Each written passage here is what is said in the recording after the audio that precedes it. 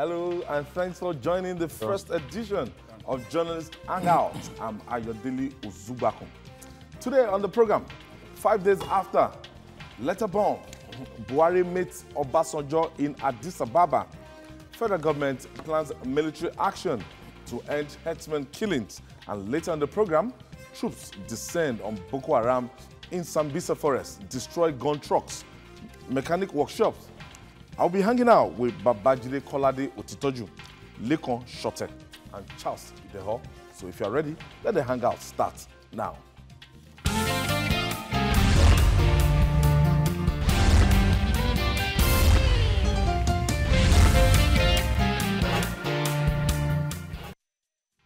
Glad to have you join us. Now, the former President Olusegun Obasanjo's open letter to President Muhammadu Buhari is still shaping major headlines in Nigeria.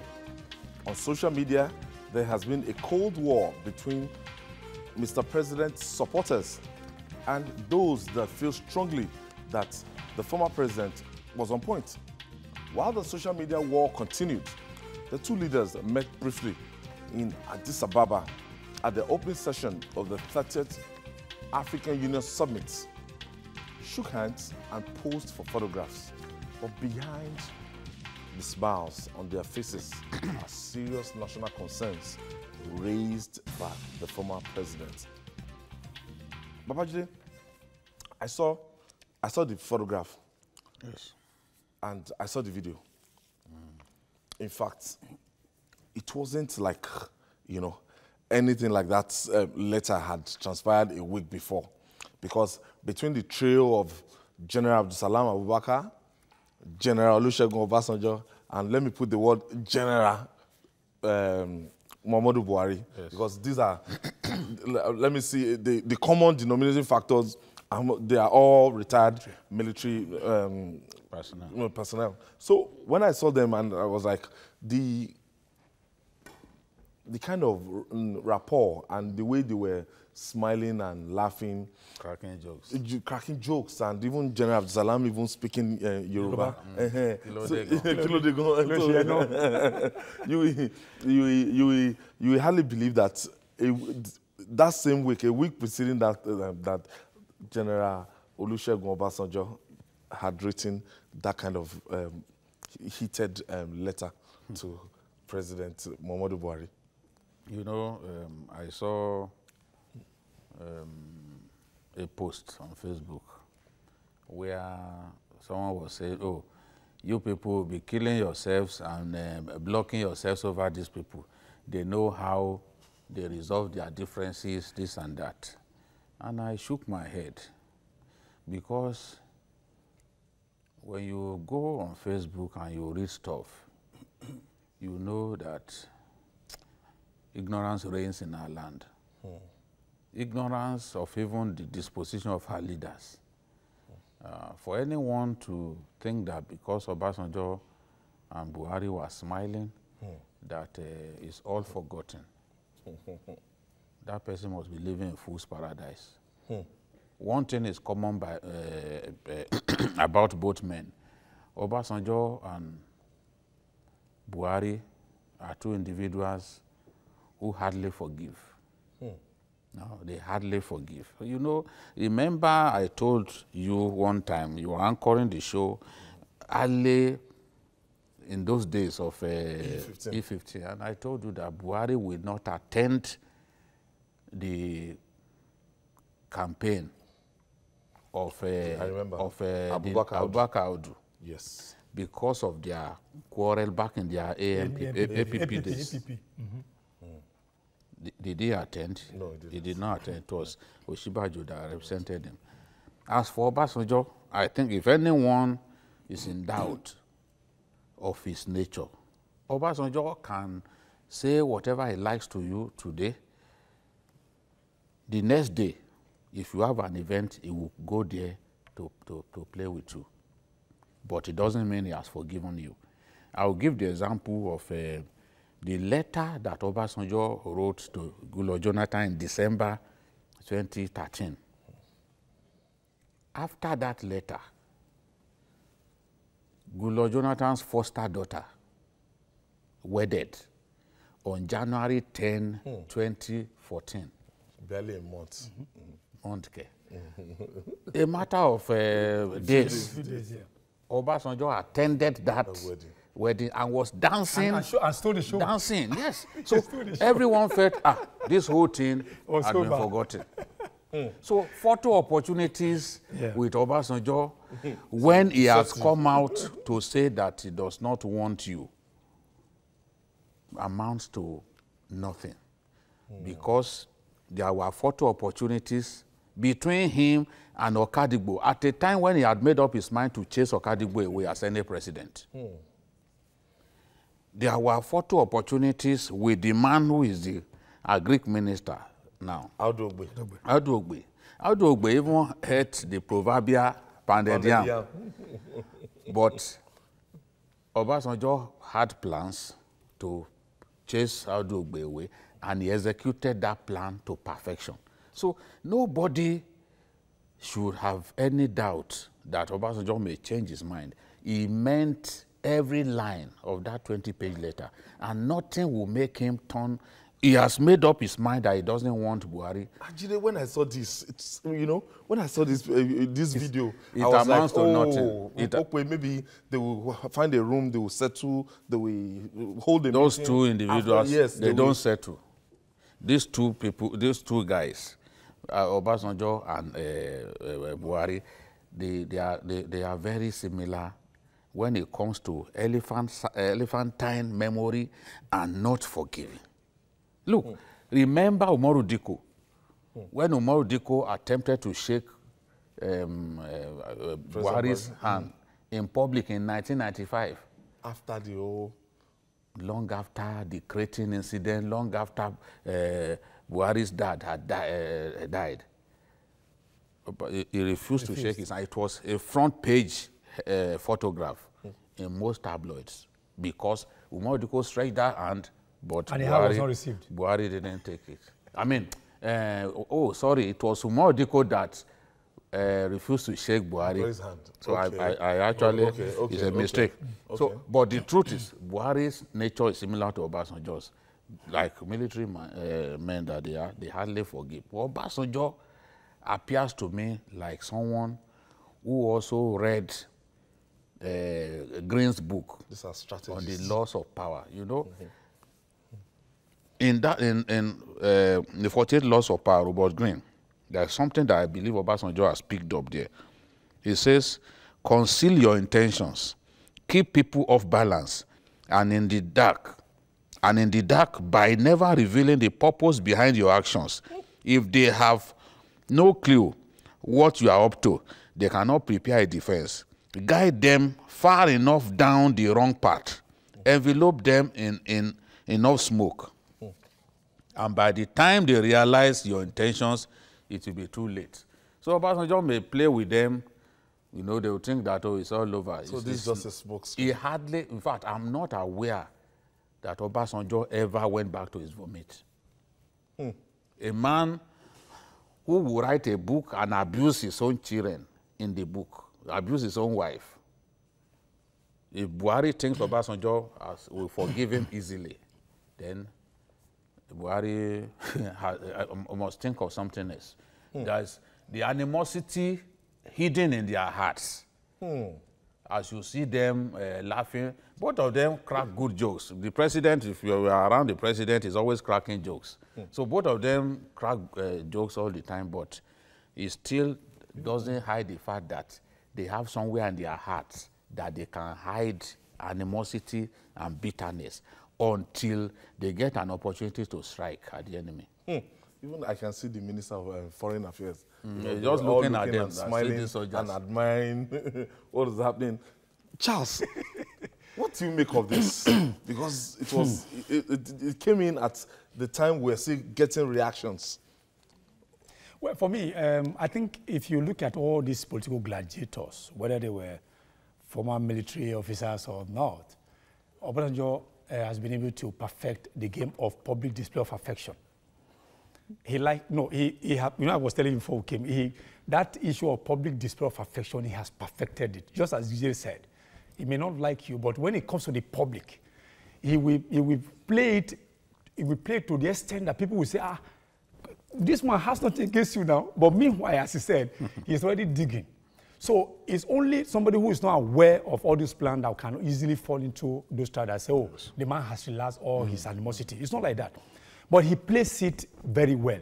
What he did in Addis Ababa, I applaud it because what letter he wrote to the president, citing all these instances and citing all these things that he ought to put in place to give the good life to our people. But when he got over there, I mean, this domestic issue should not be exported to this international community. So being somebody who is very good, as I said, public display of affection, you couldn't have expected anything less from an Obasanjo that we all know that he can do things like he can backslide, he can quarrel with us, as he said yesterday, but you see the way he would thump your hand and then throw banters, you think, oh, this man, he has forgiven you. But again, having said that, I think some of the issues that he raised in Latin are still very, very germane. Thankfully, the president and his aides did not respond to him in the same manner because Obasanjo will throw the hook in. If you want to fight him, he will drag you into his own domain and fight you and dirty you. But the president and his aides were very careful not to do his own way. So the very sublime and a subdued nature of Lai Mohammed's response, he was very careful not to even attack the issues. So that again is what is playing right now. But I think what they have done so far is applaudable. That they did not export the domestic issues to the international scene. That's the way I look at it. Your intervention on this. I see a convergence of two concepts. I've been told in some private conversations that Obasanjo is the best general that Nigeria has ever produced. And the most lethal weapon of a good soldier is the element of surprise. And I think from what these two gentlemen have said, he is able to mask his intentions. Mm-hmm. And then, of course, the concept of democracy, which means I have a right to agree with you or disagree with you, both privately as well as openly. Why are we on this platform? Because Section 22 of the Nigeria Constitution says that the press must hold the government accountable to the people. That is, for their actions. Just as Section 14 says that security and the welfare of the people is job number one for any president, of any government. What you see in Chapter 2 of the Nigeria Constitution. As far as I'm concerned, if you have been following, if you know about the traditions of the Westminster, the parliamentary system, debates like this. Right now, I'm reading a book on the biography of Sir Winston Churchill, from when he got into the House of Parliament in 1909 or thereabout, till he exited in 1950-something. If you saw the way they carried themselves, the way of debate, very robust.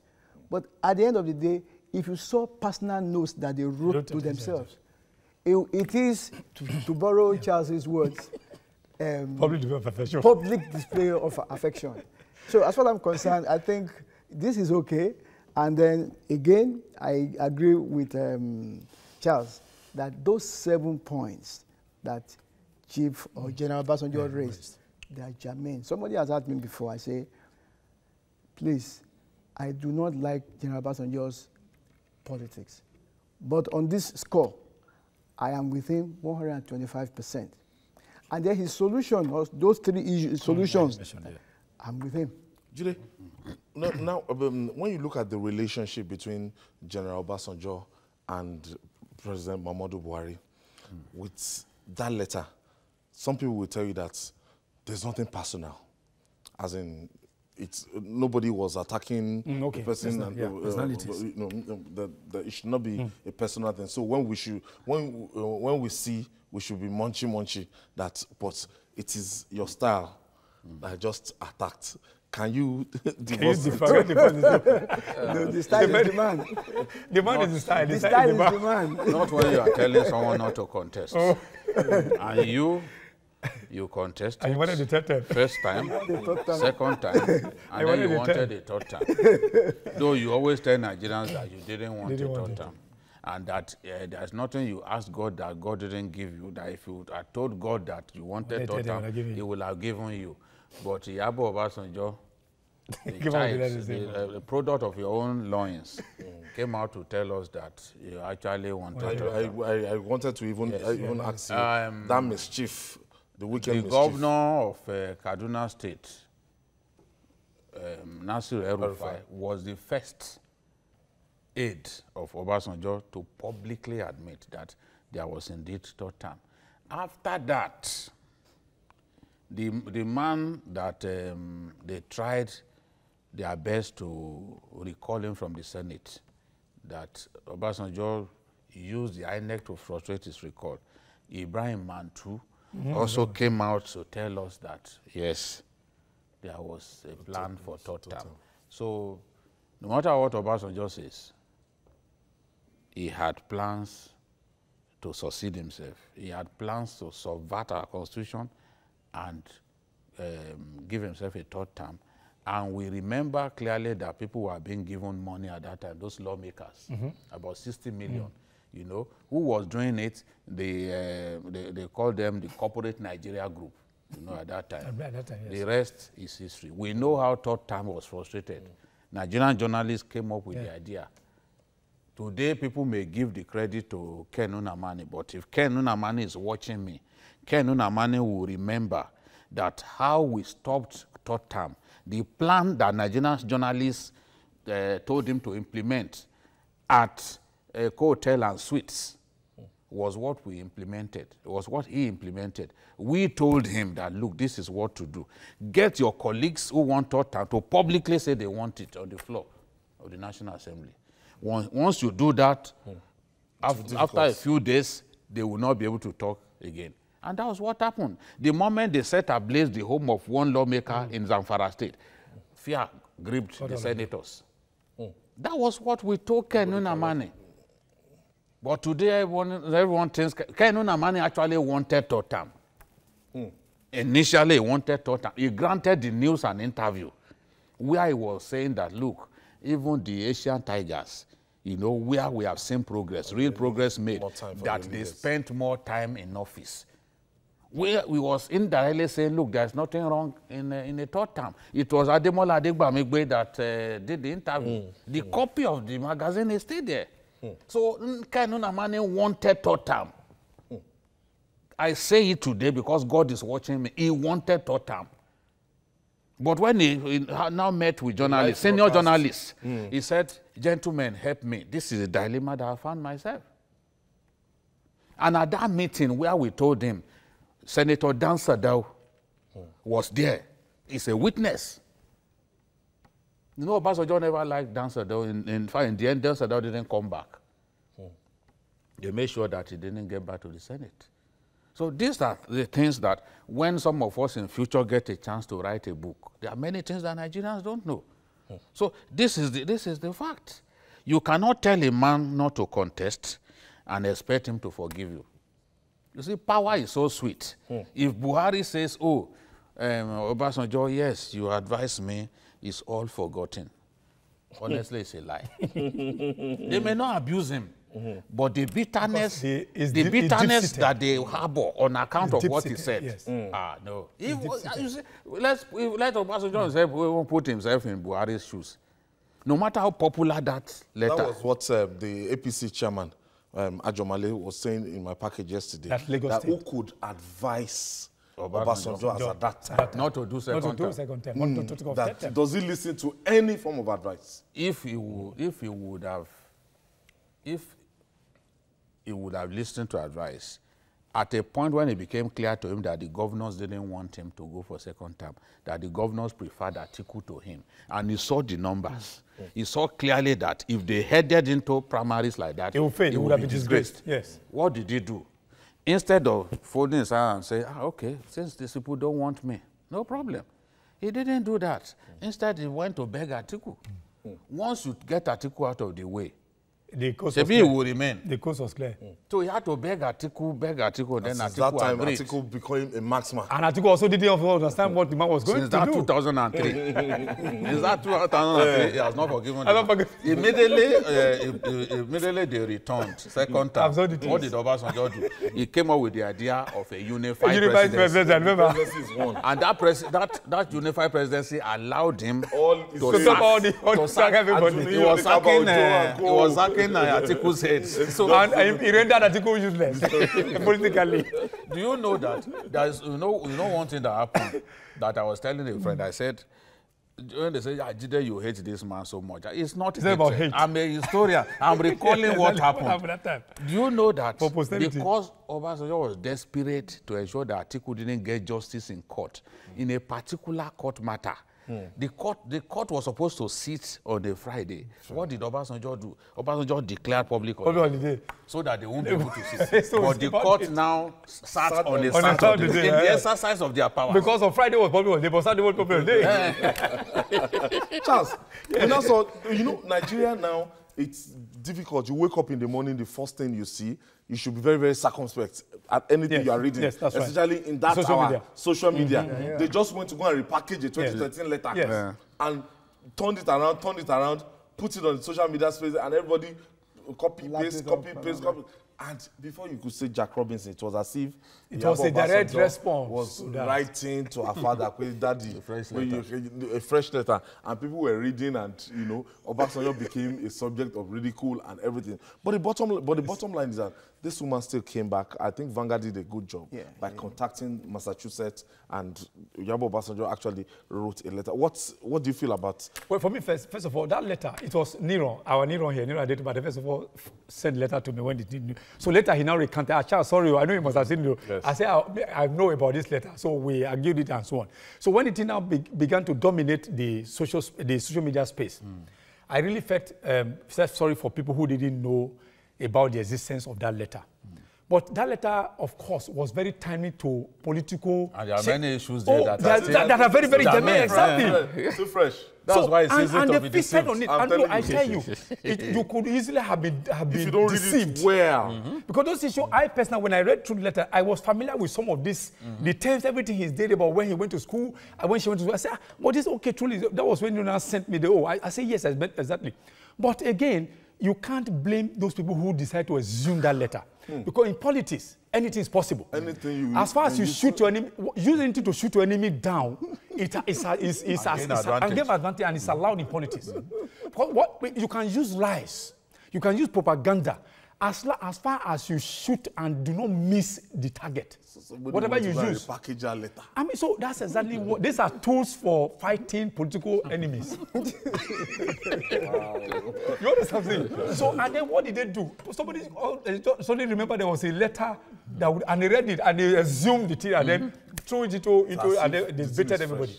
But again, we also look at what Yabo Obasanjo has said. He also has told this president that, look, what my father has said they are very, very, very, very okay, look at your reaction to that letter.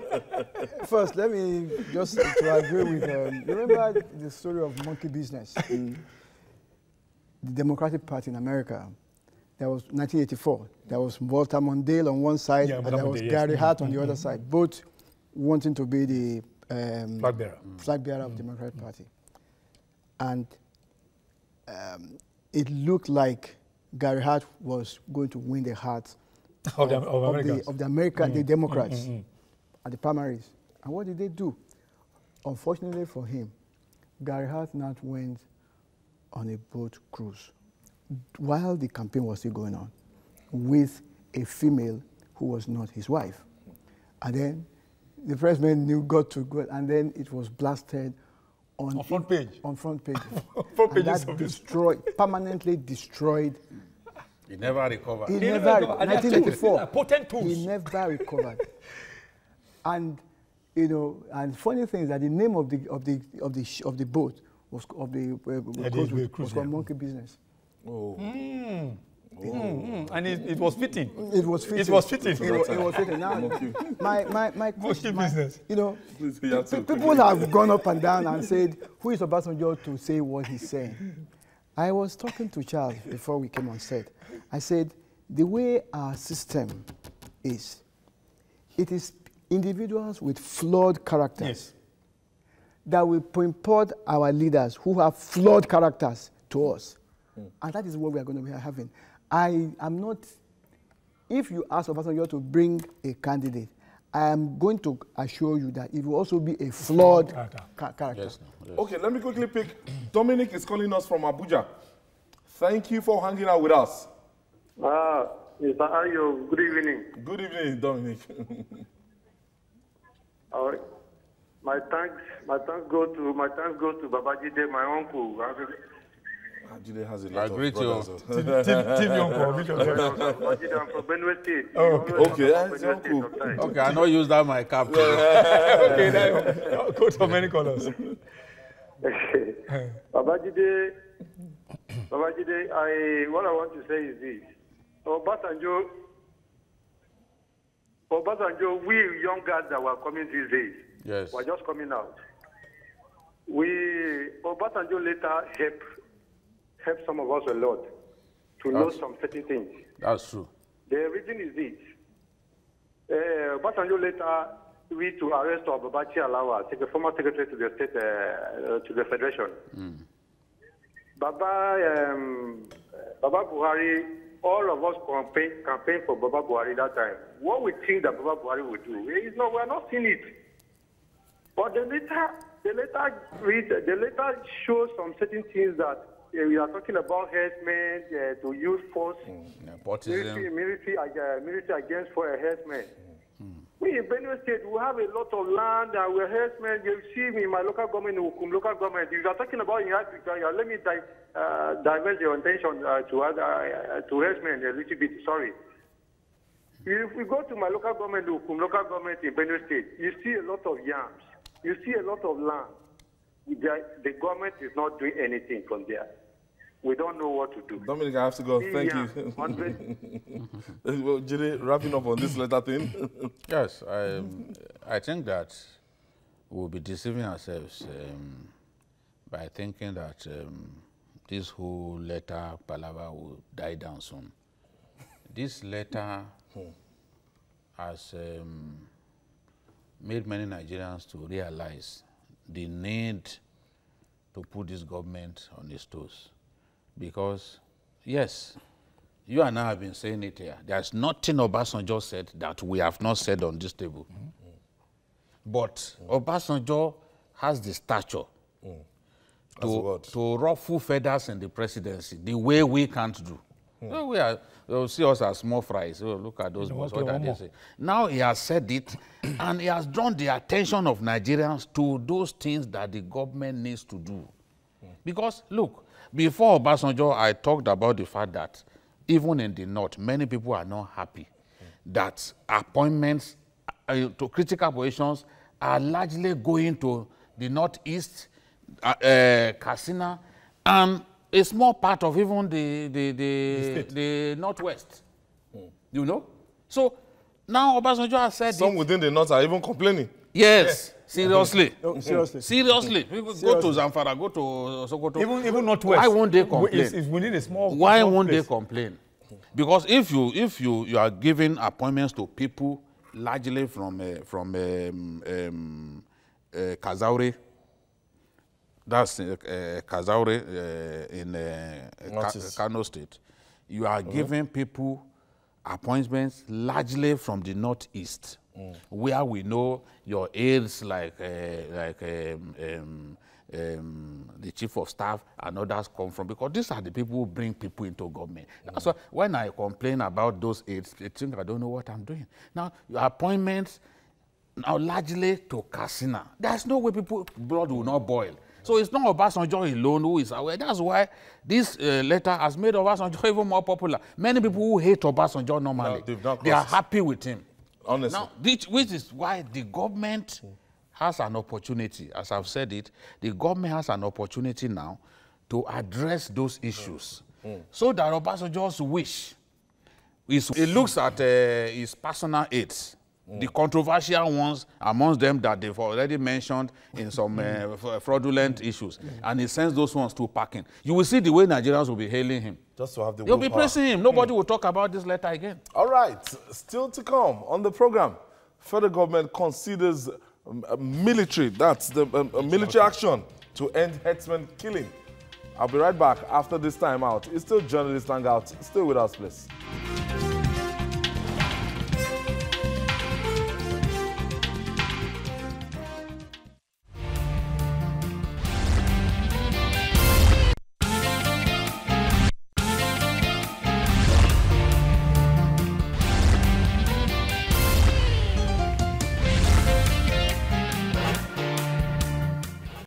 Welcome back. If you're just joining us, this is Journalist Hangouts. We're reaching you live from Television Continental here in Lagos, Nigeria. Almost every part of Nigeria has been terrorized by herdsmen in recent times. From the north to the south to the east and west, Nigerians have paid a steep price for owning farmlands. One of the states worst hit by this orgy of violence in Benue. A few days after President Olusegun Obasanjo's open letter to President Buhari, the federal government says, wait for it, it might have to consider military operations to stem the tide of killings by herdsmen in Nigeria. Why has it taken a long time to consider this option? I don't know. What I'm saying here is that now the federal government is talking. Is the Obasanjo magic working? There's no doubt that your magic is working. There's no doubt about that. But I want us to consider something. Who is considering or proposing the option of military containment? Is it the presidency or the National Economic Council headed by the vice president? No, it's a committee. It's a committee set up. It's a committee set up with 9 governors. And you get what I'm trying to say? Is that if the presidency has then adopted this as the way to go, I will begin to think that maybe there's going to be some weight behind it. Now, if it is a committee of governors whose states have been victimized, 9 of them, that is going to recommend this to the National Economic Council, that maybe the vice president will now present this at the presidency, I see this as a work in progress. It's not that's my take on this, and I think so. We need to be careful how much we celebrate this. But if you ask me, my thinking is this: that especially those who tell me, who claim that these herdsmen are not quite from Nigeria. And then some people also do say that the Boko Haram people are not, many of them are not quite Nigeria, or at least they are mercenaries from other countries. My theory, just a theory, is it then that Nigeria is being deliberately destabilized by some nations? Especially when somebody tells me that, listen, if France will get involved seriously with Chad, Cameroon, China, and Chad, all these countries on that, that this Boko Haram thing may just end. That is my take on this. So for me, I am not, I'm happy about it, but I'm not taken yet. Okay. You know. Adio. For me, I think those recommendations are not far-reaching. I'll tell you why. When I read that, the report of that committee, I just smiled because the language used there is also faulty, especially for us who study communication. On the one hand, that committee was very quick to exonerate the language herdsmen and then pin it on mercenaries. Just keep that. Then, if you look at that, you say you are going to explore military options to dislodge the mercenaries, that these things are not about herdsmen. Then on the other hand, you still find threats upon threat from Mietiala, the umbrella body of the herdsmen. Good. Mietiala is saying, even as I speak today, that the ranching or colonies that are being proposed cannot work, it's not sustainable. They give reasons. Especially the leader in Taraba State. Honestly, if they want Abuja, one Al-Hassan. Now they have read out, first of all, they said it is not sustainable, and they even said Benue State has no right under the Constitution to legislate upon the issue of grazing land. Right. Because the Benue Basin and the tributaries are under the part of the 62 items on the legislative list. You are listening to this. Another one is that the rainfall in Nigeria, if it's not up to about 7 months, so it doesn't sustain. It's not sustainable to grasses for them to be to get to that point where cattle can feed on it. So, and then the species of cattle, they also rare. They also breed in Nigeria. They are not for ranching. So they gave a lot of all this and said because of that, the issue of... And then they asked for subsidy. Then they are also saying, for instance, you listen to what the Minister of Defense said, that because of this, the issue of states bringing about the issue of laws against grazing, that is causing all this. So the question is that this committee, which one are you going to face? The threat from the Metel are saying they won't accept these things or the machineries. So I think what the committee should do right now is that you are working on this aspect on the one hand. I want them to also invite, just as the president invited the leaders from Benue, they should also invite the Metel. And also, because they are they are the aggressors in this matter. They are also party to this feud. If without that, I think we're just dancing in the dark. Julie, we have a responsibility to the public of saying the truth always and the way it is. And this argument in the last 2-3 weeks is fast turning to a north-south thing. When you see somebody from the north, I read the interview of the Minister of Defense, and I saw the defense that was put up and everything. And I read the comments from basically people from the south, and they're saying, no. Where do we meet in a common ground? I think that we should all agree that these guys are a threat to everyone. Killing first. Yes. They are a threat to the corporate existence of Nigeria. I was reading Honorable Lam Adesina, and I was saying that, look, if the herdsmen crisis is not resolved, that's late Lam. No, this one. This one. Oh, okay. Oh, sorry. If it's not resolved, that it could really hurt the APC. And I agree that will happen if the party, if the presidency does not address this problem. Elections are close. People will hold these animosities in their hearts. Anyone who has lost a relation, you can't tell him to vote for a party that has found it difficult to address a problem, because he would just think that, oh, a vote for this party is a vote for the continuation of these killings. So the ruling party has to address this problem, just like Lam Adesina said. And how do we address this problem? Is to tell ourselves that, look, these guys who are killing fellow Nigerians are a threat to every one of us. There's no doubt about it that foreigners are brought in to come and fight in our country. I was reading last week that 1,400 illegal routes have been identified. That is still news. As far back as 2010, I already knew that there were at least 1,400 illegal routes into Nigeria. Because I interviewed the late NSA that time, Azazi, and he told me 1,400 illegal entry points into our country. These guys are brought in to come and fight the battle of headsmen. It's not like it's those headsmen that kill people. They bring these guys in from Mauritania, from Niger, from up to Senegal. They come here to kill people. So, and that is why even military action might not really work. What will work, yes, increase the the number of troops in those areas, which will serve as a deterrent.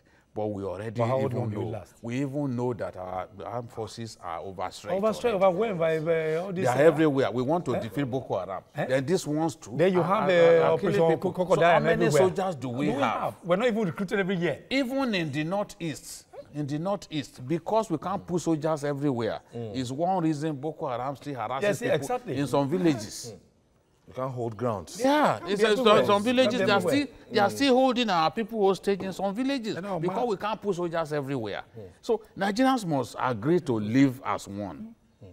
We can't be fellow Nigerians and be killing ourselves. It's rubbish. We can't be killing ourselves. So these killings have to end, and enough of the politicization of the matter. The matter has been politicized even at the highest level. It is wrong. That means we don't want to solve the problem. This one says something, it appears to defend the area where it comes from. This one, it defends. Why are we like that as a people? Why are we like that? Extreme views. Extreme views? Extreme views. If we hold extreme views, then we will not solve this problem. We must find, we must come to a middle ground. That's why I always quarrel with Mieti Allah. Before the government comes up with an idea, Mieti Allah will say, no, we are not agreeing. Even when the government came out with grazing colony, they were the first to say no, that they don't want it. They cannot. Yes. So how do we have that this? Ranching is not sustainable. The species of cattle they are breeding. It's not for ranching. And you don't want people. In this same, I was reading this story and they said, oh, states should come up with ideas of how to solve the individual states to come up with ideas. Now some states have come up with laws and we are kicking against it. We are saying, oh, because we came up with laws, that's why people are being killed. We are saying, oh, is ISIS coming to kill Nigeria? So which one do we believe? It's a lie.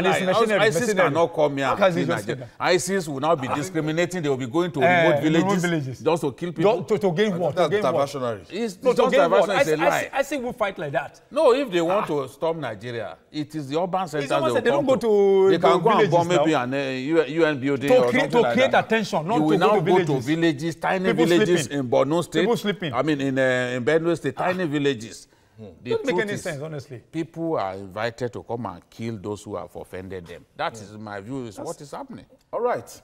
Last Saturday, the Nigerian Army said its troops recorded more successes in the ongoing clearance operations in the Sambisa forest. The Director of Army Public Relations, Brigadier General Sani Kukusheka, confirmed that seven Boko Haram insurgents were killed in the operation and 23 vehicles were destroyed. What does this say about the ongoing war in Borno State? But let me quickly take this. Let's get your listing on this. When I was the introduction, I saw that even a mechanic workshop was even destroyed in their clearance operations and everything. So those people, they still have the wherewithal to still assemble. They have everything inside IED making factory. They have everything inside Sambisa. They plant inside Sambisa. You see lush green vegetation. That they have bakery inside Sambisa. They have everything that they want. The people sell meat for them.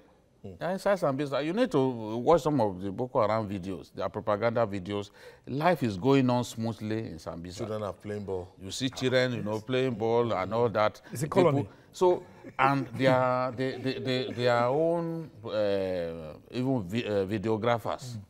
They show them at work. They're improving their own game too. They are improving. So, but I've noticed that in the last few weeks, the Nigerian Army, the Cameroon Army, and the Nigerian Air Force, they are pushing really hard against these guys because they don't want the rains to come again. Once the rains come, we can't go far again.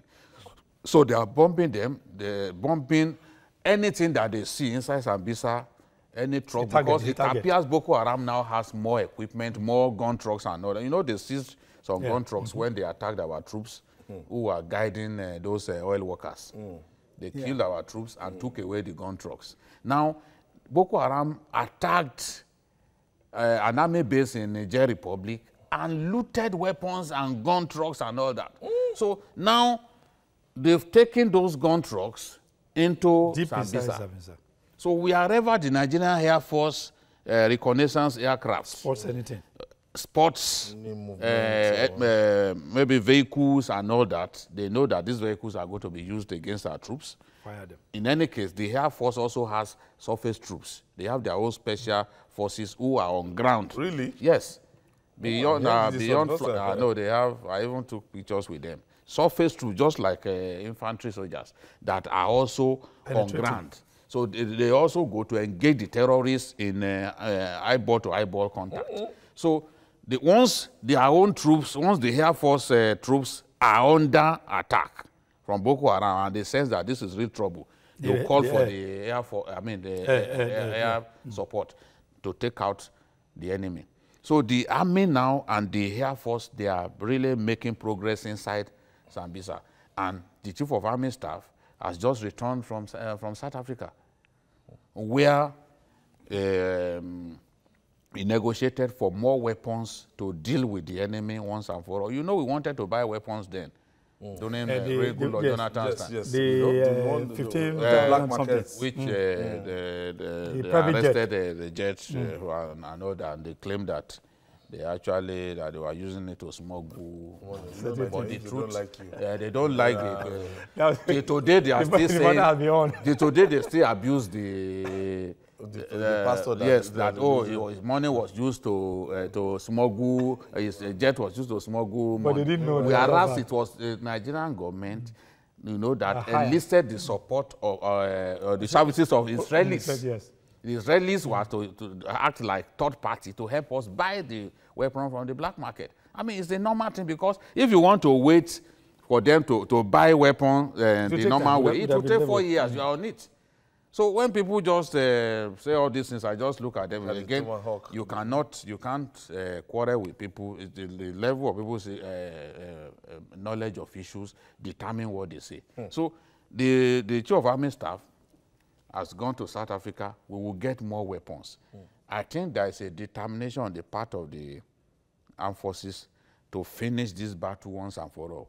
We lost so many soldiers last year to Boko Haram. So many soldiers. They became so bold that they were attacking military bases, killing our soldiers and looting trucks. Now, those trucks are being bombed. They will be useless to them. And even their own mechanic workshop, where they repair motorcycles and the gun trucks that they use for their operations, are also being destroyed by the Air Force. If you see the quantum of rocket-propelled grenade that the army seized in this operation, you will know that the end of Boko Haram is near. Lekon, this is a cheering news, sort of. Yeah, it is, you know, and I want to believe Jide so much. But there's something that worries my mind. I recall under the President Goodluck Jonathan presidency, there was a theory that the JTF at that time, now we have Lafia Dole, the JTF was seeming to be like an ATM for some state agents or state actors. There's some people in the military, there's some people in the Ministry of Defense, there's some people in the presidency, if you like, who are probably using this as a way to make money as individuals. The civilian? Yeah. Now, you said that, for example, even the JTF themselves, you know, how much allowance they are going to get for as long as they keep this thing going without finishing it off. I am hoping that Lafia Dole will not be a bigger scale JTF of that light if they don't finish this matter very, very quickly. Yeah, I'm throwing a challenge to the military to please end this thing very, very quickly, so that people do not start to think that this is another ATM on a larger scale. This kind of war is not easy to fight. It's not easy at all. Well, for me, I think when you take a look at the sustained effort by the Air Force, you see that this change has come. So we've seen that it's not. Over time, it seems as if we'll be using more of soldiers. I mean, soldiers. But you see that when we now have all this equipment, now looking at this, they're using the area bombardment. You see that this is working. So I think what we have now should be sustained. this coalition of all the forces. Though expensive. Though expensive, but at least, look, expensive. war is expensive. To prosecute war is best, but it's more expensive than peace. But again, peace is more sustainable where you have war. If you are able to sustain peace, you can easily recover because economic activity will flourish. But when you have war continually, there's no way you can make any headway. So I think what they are doing now should be sustained. Efforts should also be there. We should not spare any expense in order to bring this war to an end. Once we bring it to an end very quickly, then you see that politically, economically, Nigeria will now Charles, profit from it let me quickly again. take Benga is calling us from Abuja. Yes, good evening, gentlemen. Good evening, Benga. I'm from Abuja. Yeah. All right, go ahead. On Obasanjo case, the content is good. But the interior motive is that he doesn't want Buhari to win the second time to equal his record. No head of state or president have run 2 times and hand over to another one except him. So there's that personal something there. If not, why this say he should not run? It's let him run. If he fails, he fails. So that people have not looked at that. He doesn't. This man has an ego. He's our Baba. But you always don't want people to equal his record. You always want to know that he's at the top there, nobody equals him. Thank you. Thank you, Benga. That's Benga's right. He has the right way. That's his own opinion, but he's right. All sort of theories. But the issue that Obasanjo mentioned, I didn't know Jermaine. Babajide, you were talking about how difficult, because this thing started out in 2009, and Lekon Shote was even towing your line that the earlier, the better. But Lekon was giving ultimatum so that we will not think of other motives to this, that it's better they kill it off and finish it. That can they use their strength to finish this, forgetting that Boko Haram is like a kind of ideology. The more you kill them, the more they keep recruiting, the more they keep, getting people in. As I've said before, terrorism can be defeated. Someone said that you cannot defeat a terrorist group. Terrorist groups have been defeated before. Tamil Tigers, after 25 years, were defeated. After 25 years? Yes, they were defeated. The terrorists in the Algerian terrorist group, that began beheading people in 1992. So after the Muslim coalition won an election and the military... Yes. Okay, it was annulled in 1992 in Algeria. Yes, became a terrorist group. Yes. They were defeated. The military, the Algerian military crushed them. It is possible, when you look at what is even happening to ISIS now, ISIS has almost been totally defeated. Yes, they've been limited to a very small area. In fact, in the whole of Iraq now, they've chased Iraq out of all the towns that they used to occupy. Which means, they used to be large they used to occupy large areas of Iraq and Syria. So, but today, they've chased them away. We just need to continue to encourage our troops. Sustain this. There is dry season now, so ground troops can move. This is the time. With their trucks, they can move. You saw how many trucks were inside Sambisa about 3 weeks ago because the ground is dry. Once it starts to rain, the Sambisa ground is very, very marshy. The big trucks will not be able to move. And that is what the terrorists want. And at this time too, when you have Harmattan, the Air Force cannot do many sorties. Exactly, because of the weather. So the weather sometimes plays a part in slowing us down. So it's not as if this enemy cannot be defeated. Once we chase them out of their staging post, which is the Sambisa, all other places where we have them, they can easily pick them. We can identify those places and kick them out, and identify their leaders and kill them. Yeah, exactly. Abu Musab Banawi, Mama Noor, who is the leader of the Banawi group, and Abubakar Shekau. Shekau with 9 lives. There was a story that Shekau could no longer walk. Somebody was arrested. He claimed that he was one of his commanders, and he said Shekau could no longer walk. Shekau's latest video showed that it was a lie. The man has more than 9 lives. Honestly. So let's just look for a way to end this. Yeah, to end this war. Whichever way we can do it, let's end it. All right, we have to go. I want to thank you, Lekon Shote, for being part of this. Thank you, Charles. Thank you. And Babajide Kolade you. And that's it on Journalist Hangout. Join us tomorrow for another interesting episode of the program. You can watch the repeat broadcast tonight at 11. You can also watch Journalist Hangouts all the platforms showing on the screen. And you can also catch us on YouTube. That's youtube.com/TVC News Nigeria. Our feedback channel is Journalist Hangout at tvcnews.tv. I'm Ayodele Ozuba. We'll see you tomorrow. God willing. God bless Nigeria.